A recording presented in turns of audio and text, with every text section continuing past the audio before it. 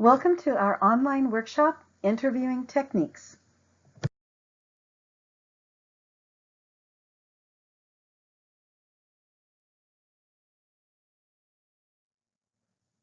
Hello, my name is Cindy Caruso. I'm an employment counselor with CareerPoint Marin, and I'll be presenting today on Interviewing Techniques.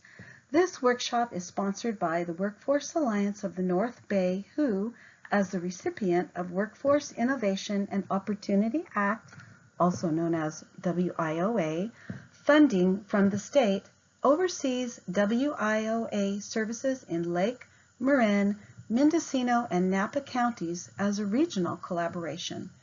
CareerPoint centers are part of the America's Job Centers of California network. Individuals in each county can go to any center to learn about employment and training services available in their county. They are not limited to using the services in the county where they live. At the end of this presentation, I will provide you with contact information for your local center. Our goal in this workshop is for you to be better prepared for your next job interview. To accomplish that, we're going to help you think like an employer. You'll learn how important it is to do your research before a job interview. We'll show you how and what to research. We'll be talking about the different types of questions that come up in interviews, and we'll talk about effective ways to answer them. We want to help you be able to wow your prospective employer. We'll also be talking about concepts that we feel play a vital role in successful job interviews. Some of these you may have never thought of before. Overall, our goal is for you to learn how to really market yourself. Are you ready to get started? Let's go! Most of us have had the experience of walking into an interview, and we know how it feels to be on this side of the table. We walk in, and what we see is one or more people who are ready to start throwing questions at us to see how well we'll manage them. It can feel like a track event with hurdles that come in the form of questions. We run, and then we jump over a hurdle. Then we run, and we jump over another hurdle. This is enough to make a candidate feel pretty nervous. So let's try another approach. Let's think about walking into a job interview not just from the perspective of a candidate. Let's see if we can get into the head of a prospective employer and find out what's happening in a job interview from their perspective. Employers are people just like you, and they have problems to solve just like you. However, in their case, the problems are related to their business or organization. They have needs to be filled, and they want to find solutions. The need may be as simple as a task to be handled and their desire to find the right person for it. But sometimes their needs may be ongoing challenges they've faced, such as an issue with office morale or the desire to increase efficiency or productivity. Perhaps they have problems that they know will require creative thinking. So when a prospective employer comes to an interview, their goal is not to put you on the spot or make you feel nervous. They are hoping to find someone that can help them solve their business problems. You want to be that person. Let's talk about how you can show them that you are. The key is knowing that a successful job interview starts before you ever walk through the door. It begins with your research of the position, and in some cases the industry, to find out what the needs of the employer are. You'll start by collecting basic, critical information about the position for which you are applying. The best place to find this information is in the job description itself, usually included with the posting of the vacancy. Job descriptions will spell out specific duties or tasks that need to be performed. But another important thing to pay attention to is that desired characteristics of the ideal candidate will often be included. you'll want to read through the job description and answer for yourself some of these questions. What are the primary duties? What skills are required? What characteristics does the ideal candidate possess? What are the challenges faced in this job? Is there any special training or knowledge required? There are a few reasons why this research is important. For one, you'll want to walk into your interview showing that you know something about the job or about the company. In other words, that you cared enough to do some homework. That in itself will make a good impression on the employer. But this is not the only reason for our research. I'm going to show you how to take what you learned from that research, kick it up a notch, and demonstrate for your prospective employer why you are the perfect match for them. Let me introduce you to the Job Interview Preparation Grid. This is a tool that will help you identify where job qualifications and your own experience intersect. And that is the information you will use to market yourself in an interview. But first, let me explain how the grid works. It may be easiest to explain with an example. Let's suppose you're applying for a position where you would be working with children, perhaps a job at a daycare center. After reading through the job description, you learn that the position requires someone with the ability to lead and supervise children. Perhaps you've never worked in a daycare center, but you know that last summer you worked at a YMCA summer camp, and one of your duties there was to plan and lead art activities for the children. You also read in the job description that the position involves compiling monthly reports around attendance, the curriculum that's being taught, incidents that may occur, and so forth. You recall that when you worked for a window coverings company by the name of Modern Shade, you tracked schedules for installation, product inventory, and you were responsible for ordering and maintaining office supplies. Phew, you did a lot.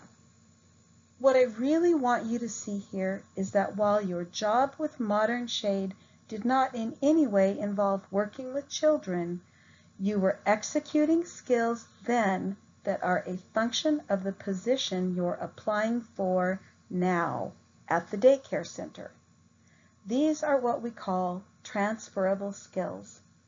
Using a method similar to this grid, you can organize your own information utilizing what you've gleaned from job descriptions along with information from your own work history. Once you've done this work, you're ready to show your prospective employer why you are the right person for the job. Let's talk about how you would get that across in an interview. Making that connection for your prospective employer is what I call connecting the dots. You see, you can walk into an interview, tell them about your experience or specialized training, and they could say, this person fits our job description. But if you illustrate this connection, if you point out for them the intersection of your experience and their needs, you'll be connecting the dots, and it will kick your interview up to a whole new level. Let's take a look at one more example, and this is actually something from my own experience. I like sharing this example because I feel it very effectively demonstrates the concept I'm explaining. Prior to my becoming a career counselor, I had worked in the field of human services for several years. When I heard of an opening for a career counselor, I was excited because I had always wanted to be a career counselor. Just one problem. I didn't have any career counseling experience. But what I did have was experience working with diverse populations, interviewing clients in order to gather information, and using a computer system to maintain a caseload of clients. And it just so happened that all those duties were included in the job description for the career counselor. So you can bet that when I walked into that interview, I was fully prepared to connect the dots between their needs and my experience. And it must have worked, because here I am today, a career counselor.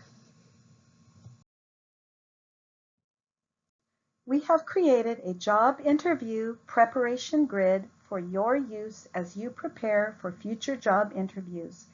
You'll find a PDF of this document posted on our website, www.careerpointnorthbay.org. Okay, let's switch gears and talk about something that can help you make a great impression from the moment you walk through the door. Something that begins before you start talking and is always running in the background. It's your body language. What exactly do we mean when we say body language? Body language is a lot of things. It's in the way you carry yourself, your posture. It's in the gestures you make, your facial expressions, even the tone in your words. Just keep in mind that body language will communicate things about you to others in a way words can never do. Picture yourself as an employer. Suppose you're conducting interviews and your next candidate walks in with their shoulders hunched over. They slink into a chair and will hardly even look you in the eye. How are you going to feel about that person? Wouldn't you want to end the interview right there? Hopefully, none of us will ever do that.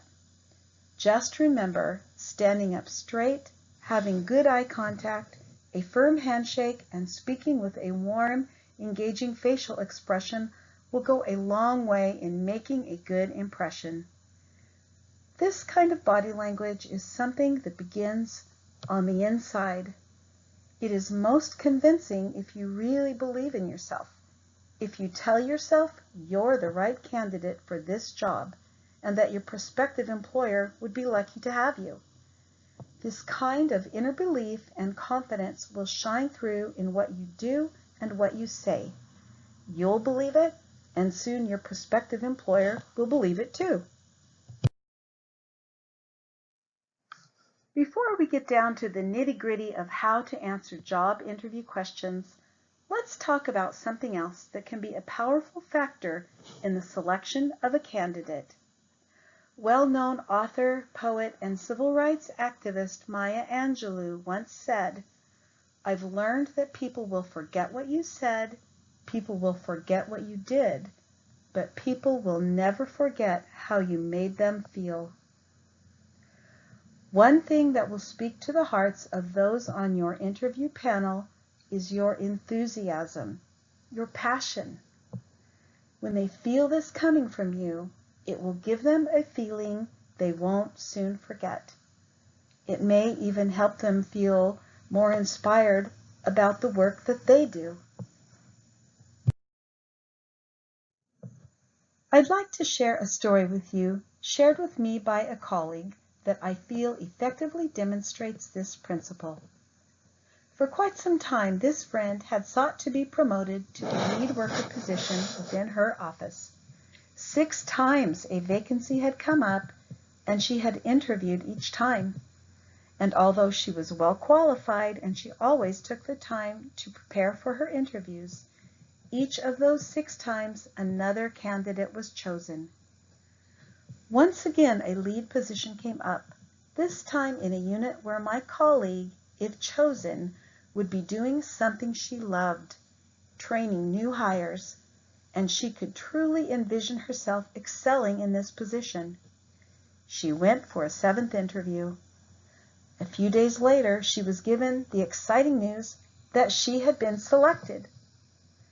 And then the manager of the unit told my colleague something she never forgot. She said, "I chose you because I could feel your passion." And as the manager said those words, she said them with passion. This showed my friend that her interview had spoken to the heart of this manager, and had had an impact on its outcome. You know, the passion that shines through in your interview could be compared to making a pot of stew. Why, you ask?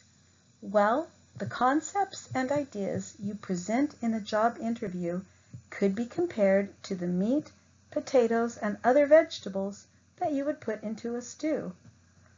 Those things are very important, but if you cook them up with nothing else added, the stew will lack flavor. But once you've added salt and other seasonings to it, the entire combination comes alive. Such is the power of our enthusiasm. It can make our interview come alive. So whatever it is about this job that you find exciting, whether it's what you'll be doing or the company you'll be working for, let that shine through in the words you say and in your body language. If they see you have a high regard for the position or their organization, it will make them feel good. But it's important to come across as sincere, not fake and patronizing. So that brings up a good point. What if you're in a situation where you really need this job, but it's something you're not really excited or passionate about? I will try to help you see that in almost any job situation, you can find something about it that you can connect with. How would that work? Let's talk through an example. Suppose you're interviewing for a job as a parking enforcement officer, sometimes known as a meter maid. You know this would be a good job because as a position within city government, it would be secure and the pay is right. There's a problem though. You've always thought of individuals in this position as an annoyance. It's a vocation that has never appealed to you.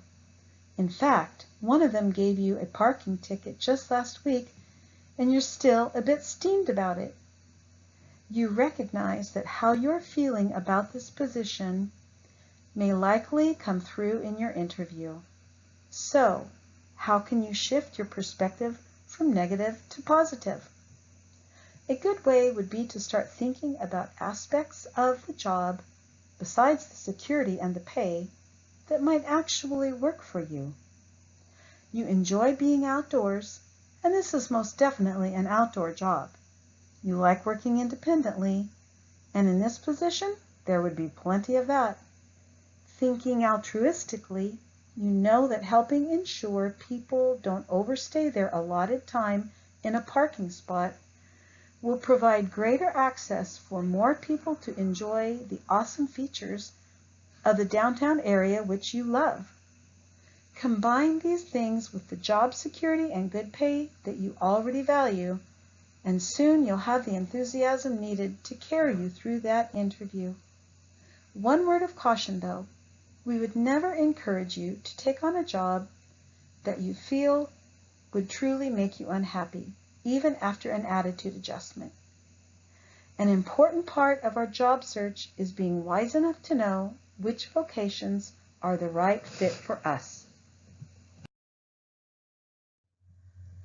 Up till now, we've talked about how to prepare for an interview. We've talked about the research you'll want to do ahead of time. We've talked about body language and about the importance of passion. Now we're going to start looking at how to navigate interview questions. There's no two ways about it. Some interviews are going to be more challenging than others. I have found that one situation I consider to be the most challenging as a candidate is when I'm interviewing with people I have come to refer to as stone faces. These are panelists who, for the duration of the interview, show little facial expression. Ugh, this is the kind of situation that, once over, may cause you to feel that every ounce of your energy has been drained from you. Here's my advice in these types of interviews. Keep your energy level up, no matter what. Tell yourself you're having the most lively, interesting conversation in the world. If you say something great and there's no nod of acknowledgement or smile, don't let it change anything on your end. Smile, be expressive, show your enthusiasm. Tell yourself that you're doing a great job with your interview, you know it, and they know it too, even though they're not showing it. Once you get through it, congratulate yourself on a job well done. You answered your questions the best you could, you made a good impression, and the best part is, it's over. Now let's elaborate a bit more on something we touched on earlier, eye contact. Making eye contact is pretty easy when you're interviewing with just one person or even two.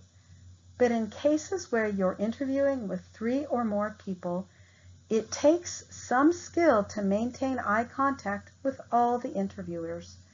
There are times when they will be furiously taking notes of everything you say, which means they're looking down, and that great eye contact you're giving them is focused on the tops of their heads. Another common situation is that some people on the panel will appear friendlier or more responsive to what you're saying than others, and the temptation will be to deliver all your answers right to them. Avoid this temptation. My policy when interviewing with a panel is to make eye contact with everyone, moving my head back and forth as I talk, delivering equal eye contact to all, friendly expressions, unengaged expressions, or tops of heads. Inevitably, we'll have the experience of giving an answer in an interview that we feel was not our best. We may even feel like we blew it. Remember this. In these situations, the best thing to do is keep your head high, pull yourself back together, and move on to the next question. Consider each question separately and try not to let what happened with the last one impact how you will do going forward. The interviewer may think your answer was mediocre. They may even feel that you believe it was mediocre. But when you show them you can pick yourself up and move on, you are showing them resiliency and perseverance. You are showing them who you are, a winner. Okay, let's get down to talking about how to answer interview questions.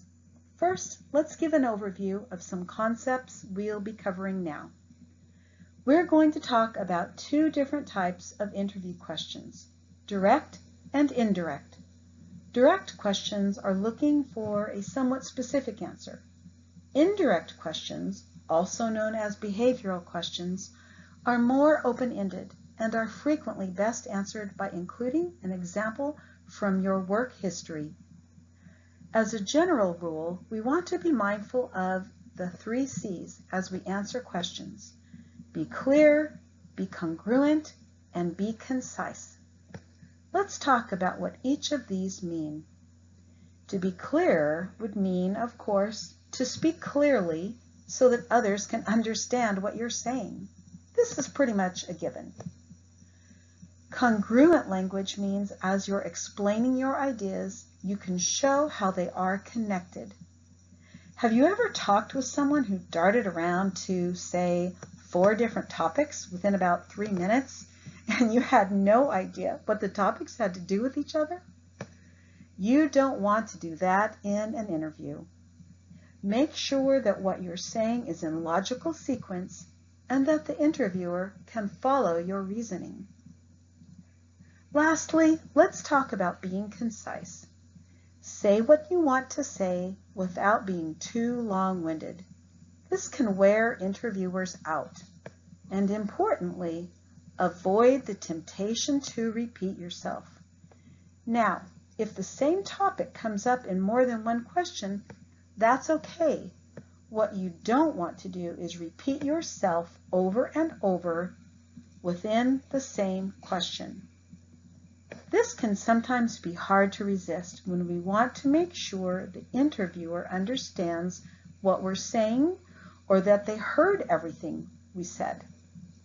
And it's especially tempting when we're interviewing for a job we really want and we just said something we thought sounded great. But just remember, no one wants to hear a person say the same thing over and over. Say it once, then trust that it was heard and that it made an impact. Lastly, let's talk about using questions to highlight a wide array of things about yourself. Each of us walks into a job interview possessing a fair number of strengths. Even though we have no control over the questions we'll be asked, we want to frame our answers in a way that we can cover as many of our strengths as possible. In cases where the questions are provided at the beginning of the interview, it's easier to put together a game plan for answering them to our greatest advantage. This is trickier when we have no idea of what's coming next. To demonstrate how highlighting a wide array of our strengths works, let me show you what the opposite approach would be. Suppose you feel that one of your greatest strengths is that you are highly organized, and this is how you answer the following questions. Tell me about yourself. I am a highly organized person. What are your strengths? I'm great at organizing things. Why should we hire you? I'll help you get really organized. Okay, why did you leave your last job? Well, I got them fully organized, and then I was bored. Do you see the problem here? While being organized is definitely a great characteristic, you certainly wouldn't want to talk just about that. So, to the best of your ability, use your questions to your advantage, touching on the wide array of what you have to offer. Ideas of what makes an interview question difficult are as varied as individual candidates themselves. Some of us are uncomfortable with some subjects. Some of us may have things in our job history that we hope won't come up, such as a series of short-term jobs or a dismissal from our last place of employment. But whatever your idea of difficult is, the key is to plan in advance what you will say if needed. So give it some thought, have a plan ahead of time, and when a difficult question comes up, put a positive spin on things without abdicating responsibility for your actions or telling an outright fib. An area where many of us struggle is coming up with a good answer for the weakness question. I mean, really, who wants to talk about their weaknesses, let alone with someone we're hoping to impress? Some people deal with this question by coming up with some little flaw that will satisfy the question but won't sound too terrible. Something harmless. While this approach may get you through the question, there is actually a different strategy to consider that will not only answer the question, but will end up making you look better than you did before. Before I explain it, I'd like to talk for a minute about an important principle. No one is perfect, and employers know that. Prospective employers are not really interested in your weaknesses. What they want to know is how you handle them. Are you able to learn from your mistakes? Are you able to take a weakness and find ways to work on it or overcome it? Possessing a self-awareness that can help you overcome and even learn from your mistakes or weaknesses is what employers are hoping to see. This is where you can use the weakness question to your benefit. Here we'll describe how to answer the weakness question in a way that, as mentioned, can be used to your benefit. This method could be called the sandwich method because, as you see here, we take something negative and place it right in the middle of two positives. When you give your answer, you'll start out by stating something positive. Then slip in a little negative and finish off with another positive. Here's an example. State a positive. Adhering to deadlines is important to me. I pride myself in delivering any tasks I've been assigned in a timely manner. Okay, that sounds pretty positive. Now we slip in the little negative. In the past, I have sometimes found myself feeling a bit frustrated with workers that I supervised who were not completing assignments on schedule. Okay, we said it. Now we're going to finish up with the positive. I found that an effective way to meet this challenge was to more carefully discuss timelines and expectations with each employee one-on-one and set up check-in points along the way to monitor their progress. This has helped things to operate much more smoothly so that on those occasions when deadlines are missed, it's easier to take in stride. Wow! Do you see what just happened here? Not only did this candidate successfully answer the question, swathing the negative in a generous bath of the positive, but they also demonstrated a real-life situation where they were self-aware of their weaknesses and were able to find a solution. So, take a moment right now and think about what you might state as one of your weaknesses. How would you use the sandwich method to frame it in a positive way? Here are more situations we are less than thrilled to encounter during a job interview. And while they may seem similar, they are actually different. Let's talk first about the question we don't understand. If a question comes up that you either don't fully understand or you aren't sure what it is your interviewer is looking for, it's okay to ask for clarification. If, after explanation, it still doesn't quite make sense, just do the best you can to address what you think is being asked. Another variation of this might be a question you feel does not apply to you. In that situation, provide a hypothetical answer. Say what you would do if the situation did apply to you. Now let's talk about a situation with a question that we understand all right. We just don't have a clue how to answer it. We're stumped. Here is where it's important not to panic. Take a moment, breathe, and thoughtfully consider the different options of how to come up with an answer. Jumping in too quickly to come up with anything may not serve you well here. So take a moment and apply your critical thinking skills. In a few moments, I'll share a story of someone who was stumped by an interview question, and we'll see what we can learn from her experience. Let's talk about behavioral questions. These are questions which are frequently situational. By that, we mean that a prospective employer will use questions like this to find out how you would behave in a particular situation. Here is a very important principle to remember. The most effective way to answer a situational question is with an example from your own work history. This gives your prospective employer a glimpse of how you have handled yourself in the past and how you might handle yourself in the future. In order to answer a question with an example, it might be helpful to use the STAR method as you formulate the words to your answer. The letters S and T stand for situation or task.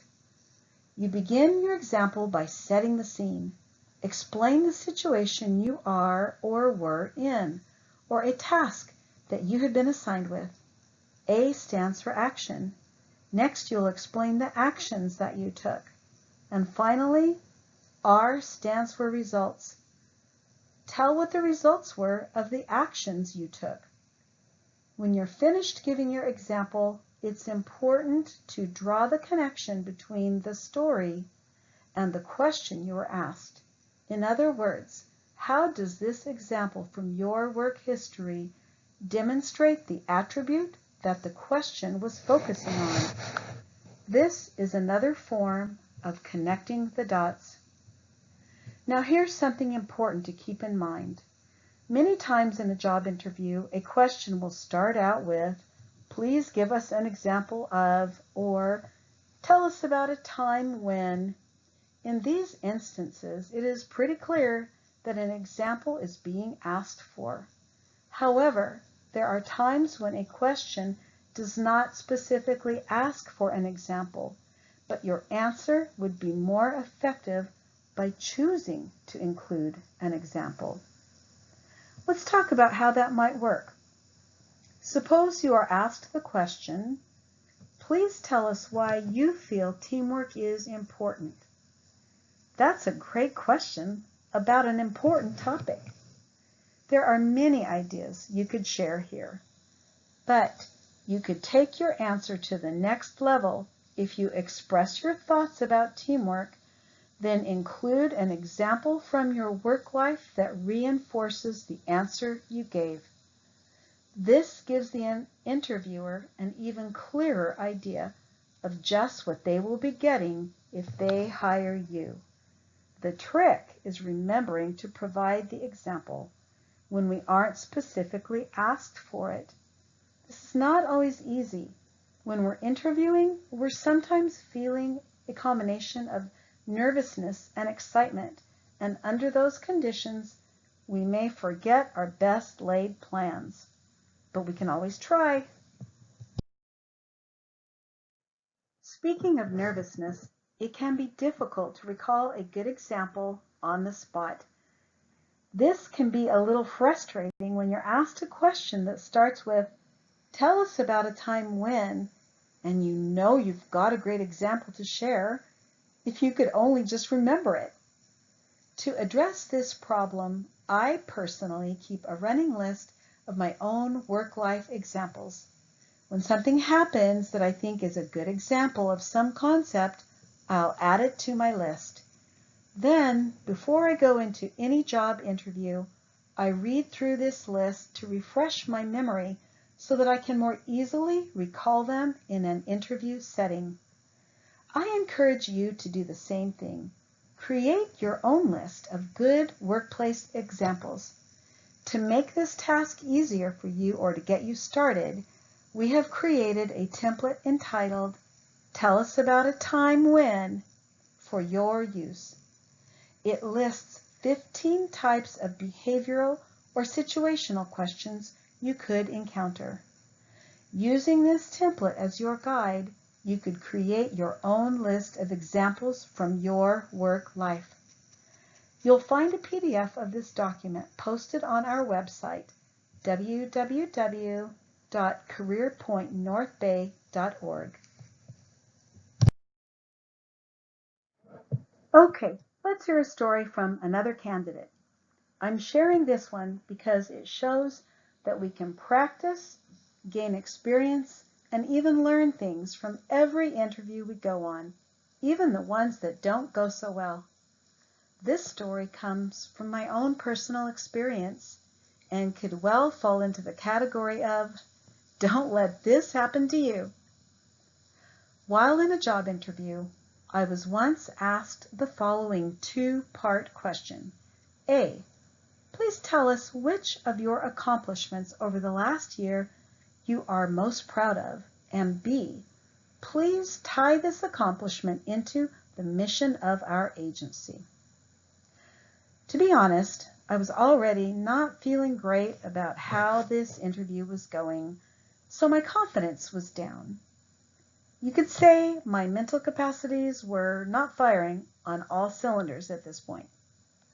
I immediately thought of two things of which I was proud. I chose one of them and began my little spiel. I finished, and then one of the panel members pointed out that I had not said anything about part B of the question. He asked, "How does this accomplishment serve our agency?" Oops. Both of the ideas I had thought of were significant accomplishments in their own right, but one of them more clearly served the needs of the agency than the other, and unfortunately, that was not the example I had chosen to share. I had not really thought the question through. The other accomplishment, which had come to mind, would have been a much better example. Now what? Well, I marched forward into an explanation of how this accomplishment, suited to my own growth as an individual, had served our agency. The more I talked, the more what I said made no sense. I knew it, and I felt that they knew it too.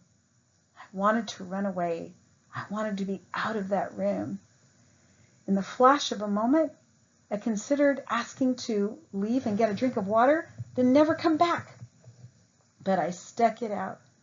And as you may have guessed, I was not selected for the position, but I'm glad I went for the interview because this question alone provided me with several takeaways to use as a learning experience.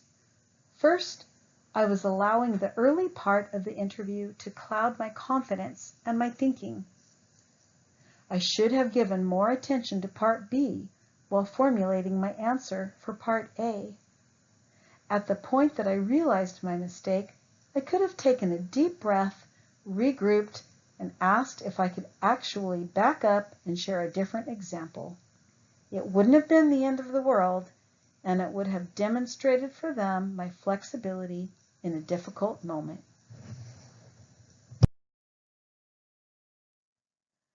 You'll know your interview's about to end when they say, "Well, that concludes our interview today. Do you have any questions for us?" Hooray! You've made it through the interview, but it's not quite over yet. Here is your chance to make one last good impression, so don't lose out on this opportunity.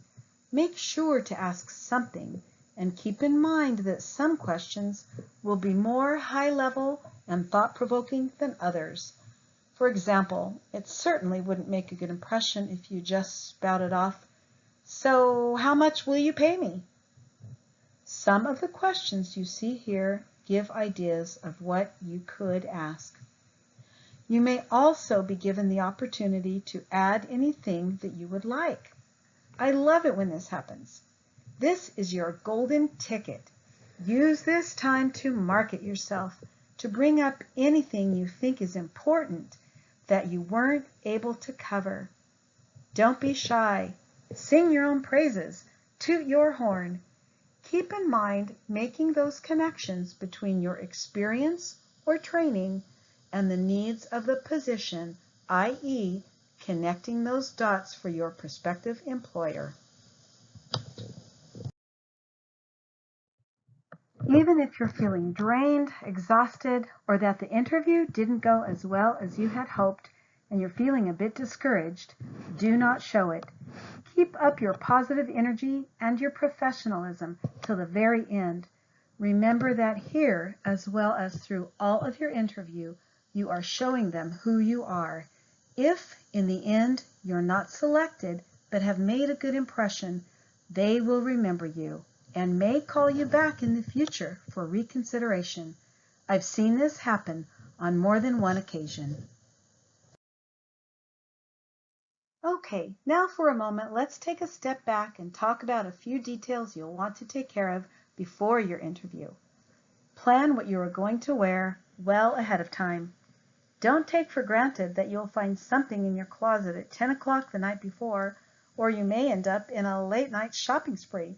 No one wants to be doing that the night before an interview. Confirm that you know how to get where you're going, what the parking situation will be, and any other details that will need to be considered. Keep in mind that an interview starts once you arrive to the building, so even when you're in the parking lot, be on your best behavior. When you walk through the door, give off good vibes. Speak kindly to the person you check in with. Don't underestimate the need to practice how to put into words the ideas you're hoping to convey in your interview. I have found that words don't flow out as easily as I think they might. So I always make sure to practice describing my workplace examples and giving answers to other questions I think might come up. I've found that practicing ahead of time really pays off. Thank you for attending today's workshop. You now have the foundational results you need to master the next interview.